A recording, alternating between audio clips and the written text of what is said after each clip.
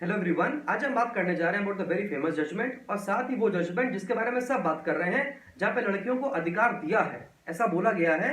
ये जजमेंट है विनीता शर्मा वर्सेस राकेश शर्मा। यहाँ पे बोला गया है primarily the equal rights of daughters in coparcenary property.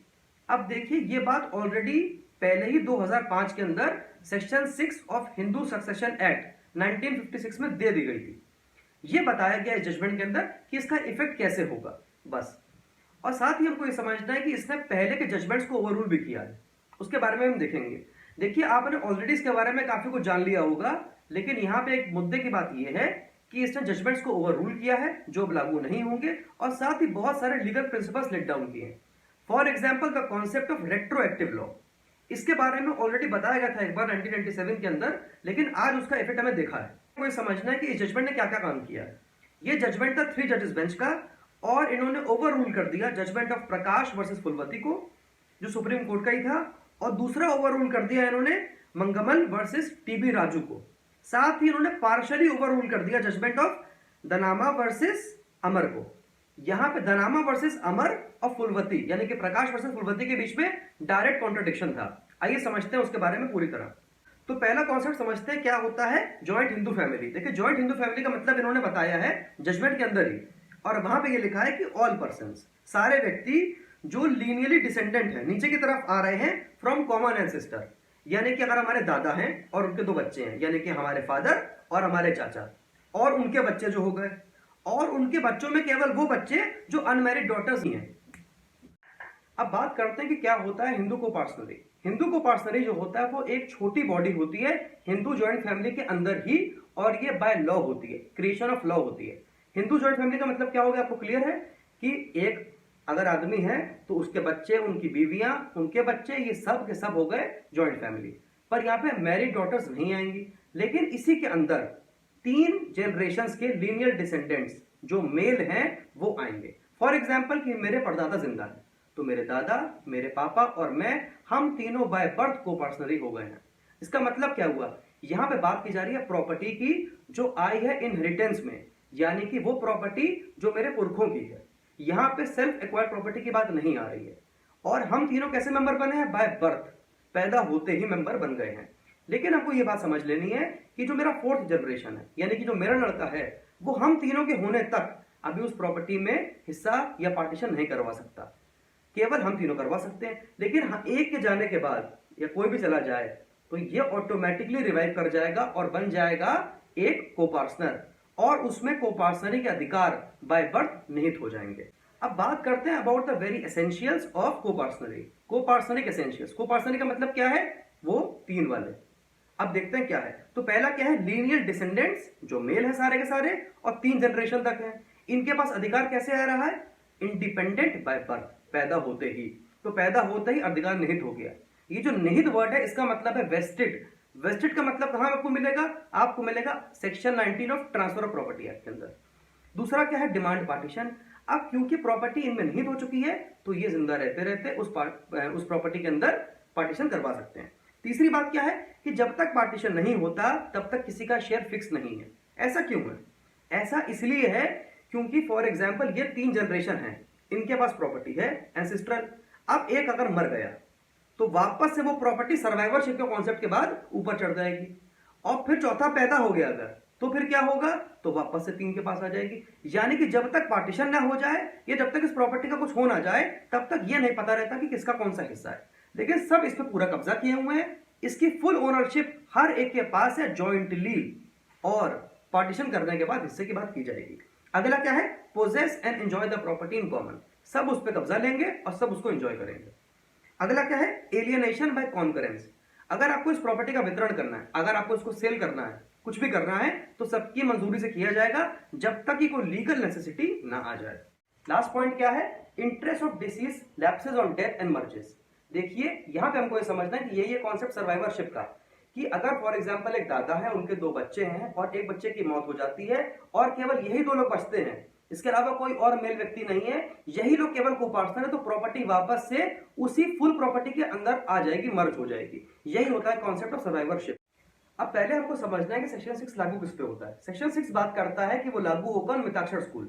दो तरह के स्कूल होते हैं हिंदू लॉ के अंदर, एक होता है मिताक्षर, एक होता है दयावाद। मिताक्षर जो होता है वो पूरे हिंदुस्तान पे लागू हो जाता है except state of Bengal. Supreme court ने जजमेंट के अंदर पूरा का पूरा मूड बनाया था कि वो लड़कियों को अधिकार देगा, जो बहुत ही अच्छी बात है। और देखिए उसने कॉन्सेप्ट निकाला सुप्रीम कोर्ट ने कि मिताक्षर स्कूल के अंदर दो तरह की प्रॉपर्टी का डिवीजन होता है, एक होता है ऑब्स्ट्रक्टेड, एक होता है unobstructed. Obstructed heritage, unobstructed heritage. इसका मतलब क्या होता है ऑब्स्ट्रक्टेड का? इसका मतलब है किसी तरह की बंदिश, और अनऑब्स्ट्रक्टेड का मतलब होता है कि कोई बंदिश ही नहीं है। अब समझिए इसका एग्जाम्पल कि मेरे परदादा जिंदा है और हमारे दादा जिंदा हैं, हमारे पापा जिंदा है और हम जिंदा हैं, तो हम तीन कौन है? को पार्टनर। और हमारा लड़का भी है, मेरा एक लड़का भी है, लेकिन वो अभी को पार्टनर नहीं बना है क्योंकि वो फोर्थ जनरेशन है।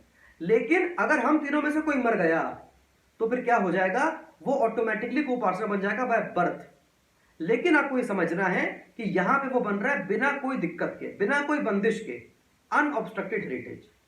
कि अगर मेरा कोई लड़का ही नहीं है, मेरा कोई मेल इशू ही नहीं है, तो क्या हो सकता है कि मेरी प्रॉपर्टी हो सकता है कि मेरे बाकी लोगों के पास, मेरे बाकी फैमिली मेंबर्स के पास चली जाए, जो जनरली नहीं जाएगी। जो जनरली नहीं जाएगी वो तब जाएगी जब मेरा कोई मेल इशू नहीं होगा और बाकी कुछ कंडीशंस फुलफिल हो जाएंगी। तो यहां पे ये प्रॉपर्टी है ऑब्स्ट्रक्टेड हेरिटेज, यानी कि वहां पे एक बंदिश है, मेरे लड़के की बंदिश। अगर लड़का पैदा हो गया तो प्रॉपर्टी उसके पास, अनऑब्स्ट्रक्टेड। अब देखते हैं इसको कोर्ट ने कैसे समझाया है। कोर्ट ने यहां पे समझाया कि बाकी व्यक्ति होंगे जो ऑब्स्ट्रक्टेड के अंदर आते हैं। फॉर एग्जांपल मेरा नेफ्यू, मेरा जो भतीजा है, वो लड़का ना होने पे शायद उसको प्रॉपर्टी मिल जाए, तो वो बन गया केवल एक स्पेस सक्सेशनिस्ट। इसका ये मतलब है कि उसको ये उम्मीद है कि उसके पास प्रॉपर्टी आएगी अगर लड़का मेरा पैदा नहीं हुआ। ये जो वर्ड स्पेस सक्सेशनिस्ट जो है ये आपको मिलेगा टीपीए के अंदर, सेक्शन 6 की जो पहली हेडिंग है वहां के अंदर। एक स्पेस सक्सेशनिस्ट जो होता है वो प्रॉपर्टी का ट्रांसफर नहीं कर सकता क्योंकि उसको उम्मीद होती है कि उसको प्रॉपर्टी मिलेगी। उम्मीद होना, प्रॉपर्टी मिल जाना नहीं होता। अब बात करते हैं 2005 के बाद के बारे में। देखिए पहले आपको मैंने बता दिया है कि जो प्रॉपर्टी की बात मैं कर रहा हूं इस वक्त, जो जा रही है को-पार्टनर्स के पास एज देयर जॉइंट प्रॉपर्टी, जब तक पार्टीशन ना हो जाए, और जो आता है को-पार्टनर्स के पास बाय बर्थ, जो अधिकार आता है को-पार्टनर बनने का, ये आता है ऑफ एंसेस्ट्रल प्रॉपर्टी ओनली।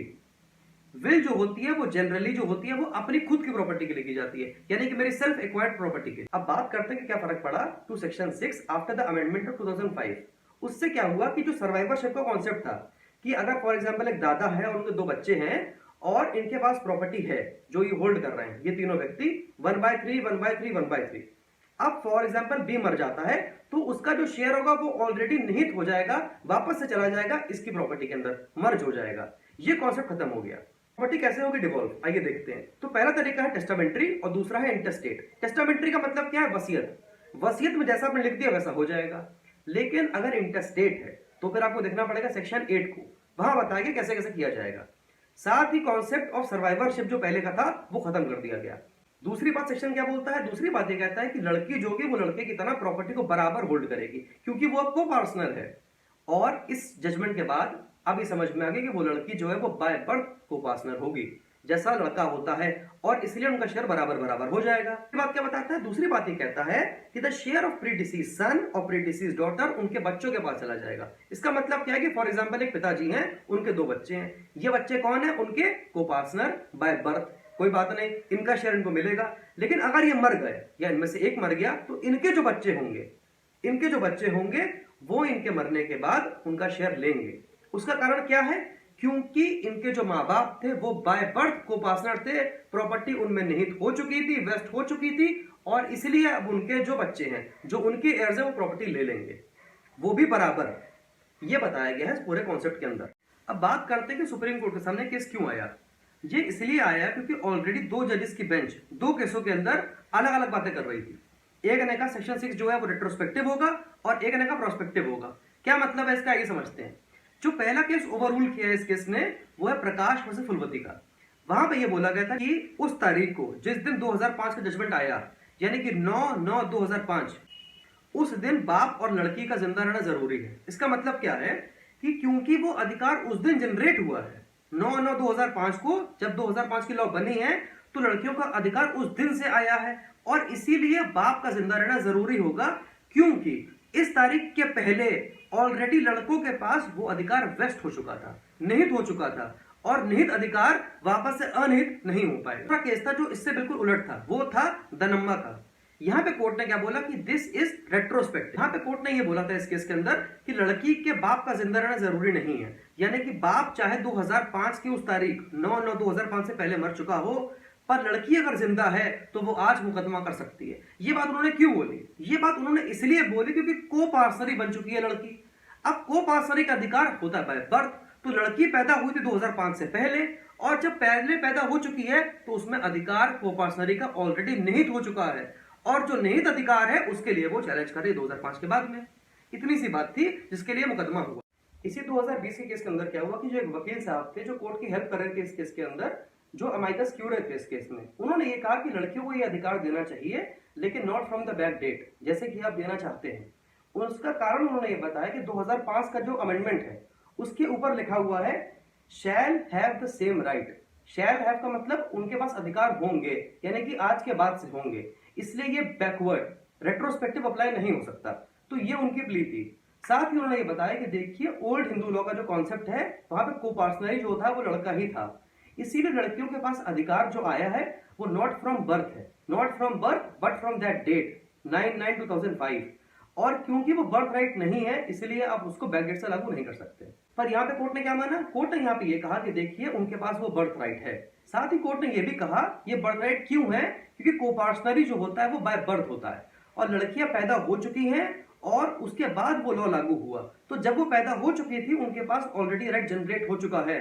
हमने 2005 के अमेंडमेंट के बाद उस राइट को रिकॉग्नाइज किया है और एक्शन लेने की पावर दे दी है, यानी कि आप उस दिन के बाद इसको एनफोर्स कर सकते हैं। अधिकार तो आपके पास पहले से ही था, इसलिए ये रेट्रोएक्टिव है कि बात तो आगे के कर रहा है लेकिन उसका इफेक्ट पीछे से हो रहा है।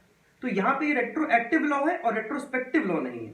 दूसरी बात उन्होंने क्या बताई? दूसरी बात कोर्ट ने ये बोली कि यहाँ पे उनके पास जो अधिकार है वो अनऑब्स्ट्रक्टेड है। इसका मतलब क्या हुआ? उनके पास वो अधिकार था बाय बर्थ। मैंने आपको कॉन्सेप्ट समझाया इसमें कि देखिए मेरे जो परदादा हैं वो जिंदा हैं, मेरे दादा, मेरे फादर और मैं, हम लोग अधिकार में कैसे आ रहे हैं? By birth. We are coparcener by birth, और ये अधिकार जो हमारा है वो है बाय बर्थ, इसीलिए ये है अनऑब्स्ट्रक्टेड। तो लड़की भी जब बराबर का अधिकार रखेगी लड़के के साथ तो उसका भी अधिकार होगा नॉन ऑब्स्ट्रक्टेड, अनऑब्स्ट्रक्टेड अधिकार होगा, और इसीलिए उसका बर्थ राइट होगा। अब बात करते हैं सेक्शन 6 का जो क्लॉज 5 है वो क्या बताता है? वो ये बताता है कि nothing contained in this section shall apply to a partition. इस सेक्शन में कुछ भी लिखा वो पार्टीशन पे अप्लाई नहीं होगा। Which has been effected before 20th December 2004। अगर एक पार्टीशन ऑलरेडी हो चुका है, यानी कि जब मैं कोपार्टनर था मैंने पार्टीशन कर लिया था, तो फिर उसका इफेक्ट नहीं आएगा इस सेक्शन के ऊपर। अब कोर्ट ने यहाँ पे ये क्या बताने का मतलब है? कोर्ट ने यहाँ पे ये कहा कि जो पार्टीशन की बात की जा रही है, पार्टीशन है, ये होना चाहिए according to Indian registration act. ये पहले भी लिखा हुआ था। पर क्या होता था पहले कि जो पार्टीशन होता था वो होता था ओरल। तो कोर्ट ने कहा कि ओरल पार्टीशन को हम बिल्कुल भी नहीं मानते, और साथ ही कोर्ट ने कहा कि आपको जब पार्टीशन करना है तो वो रिटर्न होना चाहिए according to Indian registration act, और साथ ही साथ अगर आपका पार्टीशन ओरल है तो आपको पब्लिक डॉक्यूमेंट्स दिखाने पड़ेंगे, साथ ही कोर्ट की डिग्री दिखानी पड़ेगी आपको, क्योंकि कोर्ट की डिग्री से भी पार्टीशन हो सकता है। तो या तो it should be a partition bye degree of the court, या फिर वो रिटर्न हो। अगर वो ओरल है तो फिर उसके संग पब्लिक डॉक्यूमेंट्स अटैच हो और साथ ही उसके संग कोर्ट की डिग्री हो, तभी वो पार्टीशन माना जाएगा। अब बात करते हैं फाइनल चीज की। फाइनल चीज हमारी क्या है कि क्या होता है प्रोस्पेक्टिव लॉ, क्या होता है रेट्रोस्पेक्टिव लॉ, और क्या होता है रेट्रोएक्टिव लॉ। इसके बारे में हम समझते हैं विद द जजमेंट। यहां लिखा है prospective statute operates from the day of its enactment conferring new rights, यानी कि बात करता है नए अधिकारों की, बात करता है फ्यूचर की, कि फ्यूचर ओरिएंटेड हो। रेट्रोस्पेक्टिव लॉ क्या करता है? Operates backward and takes away और इंपेयर्स वेस्टेड राइट्स। जो अधिकार ऑलरेडी निहित हो चुके थे उनको छीन लेता है बैक डेट से। यानी कि देखिए पहले तो आपको क्लियर हो जाना चाहिए कि जनरली हर लॉ जो होता है वो फॉरवर्ड लुकिंग होता है। अगर उस लॉ में ये बात है कि वो पीछे से अप्लाई होगा तो उसके लिए पार्लियामेंट या लेजिस्लेचर खुद बताएगी, लिखा हुआ होगा उसमें, या बताया क्या होगा कि वो बैकडेट से लागू होगा, या फिर उनकी इंटेंशंस इतनी क्लियर होनी चाहिए। और दूसरी बात क्या कहता है कि जो होती है retroactive law is one that does not operate retrospectively. वो पीछे से लागू नहीं होती है, इट ऑपरेट्स इन फ्यूचर हो, यानी कि फ्यूचर में लागू होती है। However its operation is based on previous character, या जो पीछे वाला कैरेक्टर है उस पे, कैरेक्टर पीछे का है, लॉ आगे से लागू हो रही है, तो ये लॉ है एक रेट्रोएक्टिव लॉ। अगर आपको वीडियो पसंद है तो लाइक करिए, चैनल सब्सक्राइब करिए, वीडियो को शेयर करिए। Thank you.